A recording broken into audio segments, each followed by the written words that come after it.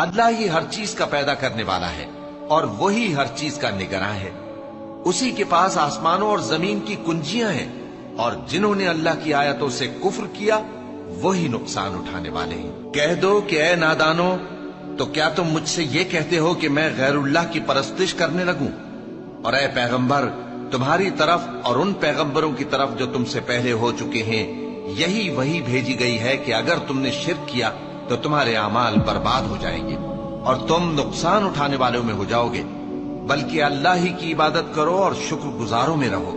اور انہوں نے اللہ کی قدر شناسی جیسی کرنی چاہیے تھی نہیں کی۔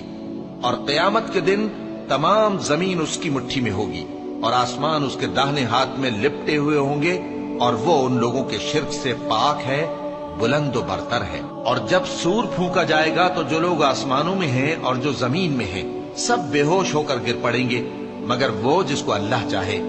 پھر دوسری دفعہ سور پھونکا جائے گا تو فوراً سب کھڑے ہو کر دیکھنے لگیں گے، اور زمین اپنے پروردگار کے نور سے چمک اٹھے گی اور اعمال کی کتاب کھول کر رکھ دی جائے گی، اور پیغمبر اور دوسرے گواہ حاضر کیے جائیں گے، اور ان میں انصاف سے فیصلہ کیا جائے گا اور ان کے ساتھ بے انصافی نہیں کی جائے گی۔